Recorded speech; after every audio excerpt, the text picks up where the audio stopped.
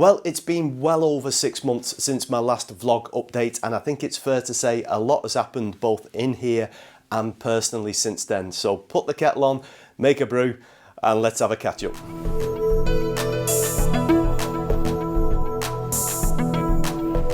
Well, hello again and welcome back to my channel, and let me jump into my first topic, which is a surgery update, and a huge thank you for all your well wishes and kind comments, which has been sincerely appreciated over the last 6 weeks. Just to give you a bit of an update, recovery is going okay, albeit a bit slowly. I am back in here very much on light duties, and I need to keep reminding myself about that, mainly because I've just had major surgery 6-7 weeks ago, so I need to be careful and step up my recovery in stages. In regards to the spinal cord stimulator surgery itself, I'm currently on a program of different settings and frequencies, so they're trying to fine tune it to get the best out of the implant in regards to helping improve and lower the chronic pain in my right side. What I will say at this stage is it's very much early days, but fingers crossed, the signs are looking really good. So thank you again for all your kind comments. You know, it's gone down so well and much appreciated through this, let's be honest, has been quite a difficult time. I do have a bespoke video on my channel which is talking about spinal cord stimulator surgery from the patient's perspective, and I've had lots of folk come in to watch that, non-woodworkers, non-makers, who are just kind of maybe on that pathway to the surgery or being considered for it. So if that is you and you'd like to ask me some questions, either leave them in the comments here, head over to that video, or check out my social media, and links are in the description, and I'll do my best to get back to you as quick as I can and answer your questions, not from a physician or a medical perspective, but purely from a patient's perspective.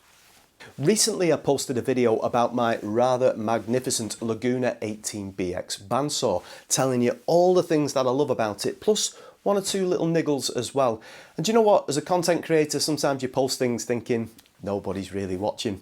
But lo and behold, Laguna UK themselves got in touch to have a little chat, and I can now confirm that the niggle that I had, which was the magnetic strip for the blade guard, has been resolved, and they've also taken on board the feedback I said about the cast iron top edges and the dust extraction. So it was really nice to know they're listening, and I'd just like to take this opportunity to thank Laguna UK for their excellent customer service. For the next update, I don't know whether to call this a new tool or a new toy, but I'd just like to take this opportunity to thank Keith Brown for the video we done recently about the glue gun he bought off Amazon. Now, there's two things I go through substantial amounts of in this workshop, and one of them's hot glue and the other is CA glue. Now, when you're only working with one arm, sometimes you just need that extra little bit of support to hold something in place, and hot glue does a great job of that, as does CA glue. The battery itself, I have a shelf of tools that don't really get used anymore, and I had a Dewalt combi drill driver at the back of it, but I still had 2 batteries and the charger for it, so I got them down. Batteries still work fine, so for 25 quid this is a substantial upgrade on the corded one that I had before. So thanks very much for that, Keith. And just as a little reminder as well, O3A adhesives, which make fantastic CA glues in thin, medium, thick, and they also do like a black dyed one. I do have a discount code available, so if you head over to my website, click on the latest news tab at the top, you'll get a discount code on there for 10% if you click on the link, and that might help you on the way if you're buying a bundle of this stuff. I'd just like to take this opportunity to talk briefly about my membership platform. It's similar to the likes of Patreon or YouTube membership, but it's hosted on my own website.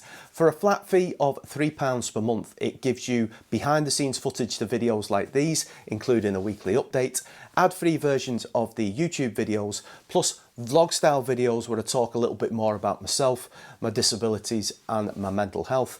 I've recently added a discount code as well, so any member who signs up also qualifies for 10% off any purchase made online via my website. I'd really like to thank the members who've just joined up recently, and if it's something that you think may interest you, then head over to my website, get signed up, and I'll see you soon. I recently reviewed my rather nice new Trend Airshield Pro powered respirator, and thank you for the feedbacks and comments on that video. One question that did crop up on quite a few occasions, which I didn't deal with in the video, was how loud is it and can you have a conversation with it on? Now, I'm going to do an extremely unscientific experiment to hopefully answer those questions for you. Right, I appreciate this test might be a little bit crackers because currently I can't see anything. My visor's steamed up because the Airshield Pro's not switched on, but hopefully you should be able to get a reading via the decibel meter thing somewhere around here of me at conversational noise level. So I'm going to switch it on now and continue to speak to you at my normal conversational noise level, and hopefully you should be able to get a meter reading to determine whether you'd be able to hear me with the visor switched on, talking to you. Is this just mental? I don't know. Anyway, hopefully that's answered your question. Recently you may have seen the video about my rather epic router sled that I purchased from Ian, who is a UK based small independent business, and always try to support our small businesses if you can, and they are available in a variety of sizes, not just this huge monster sized sled. Anyway, Ian's been in touch and he has modified the design slightly and he sent me a sample to try out. The major difference is between how the top rails attach to the base rails. Now, in the version that I bought, you had on each side 2 independent runners, of which the top rail attached to them individually. Now, what Ian has done is he has inserted a plate. So these runners attached to the plate underneath and the top rails attached to the plate from the top. What has that done? It's eliminated any kind of sideways movement, racking, wriggle, wiggle, whatever you want to call it, that little bit you can get when you're going over a slab. It's really stiffened up the sled and it is an improvement. Not that I had much issue with the previous version, but you can see the improvement from that one to this one. This is the only version available now on Ian's eBay store, and I'll leave a link in the description if you're interested. He also now has an acrylic plate for a 1/4 inch. It's an adapter for a 1/4 inch router, so that's also available because he said there was lots of folk asking about that. The other difference with this now, inserting this plate, is it's raised the height of the router base plate. So if you were to put your base rails flush onto your MDF or your ply or whatever, then it sits at about 50 mil. All right, that's the gap between the base and the base of the router plate, if that makes sense. So there's plenty of room there for the, you know, most slabs. I think that will be okay. Some that the next one I'm going to be doing is 60 mil thick, so I'm going to have to raise the base rails up a little bit. And also, if that gap is too big, you could always get a collet extender for your router. That should be fine. But just to let you know those design modifications, if you were possibly thinking about getting one, maybe has that twisted your arm to now go make that purchase. Okay, lots of interesting content coming up on the channel, and firstly let me introduce you to this beautiful bare oak slab that not that long ago looked like that thing leaning on the back wall over there. Now, I took on a commission for a person local to me to build a bespoke desktop, and next week's video is going to be about turning that or something like that into this. The actual desk itself is going to be over probably 3 episodes because it's going to involve some resin work.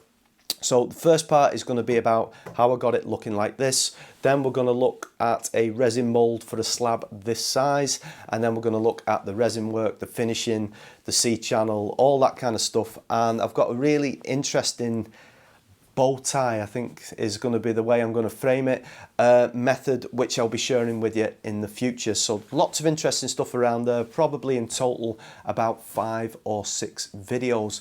The other one that I'm going to be looking at in between while this build is going on is the kitchen in our house. Now, I'm not really a DIY person, but I'll certainly throw myself into something and see how I get along.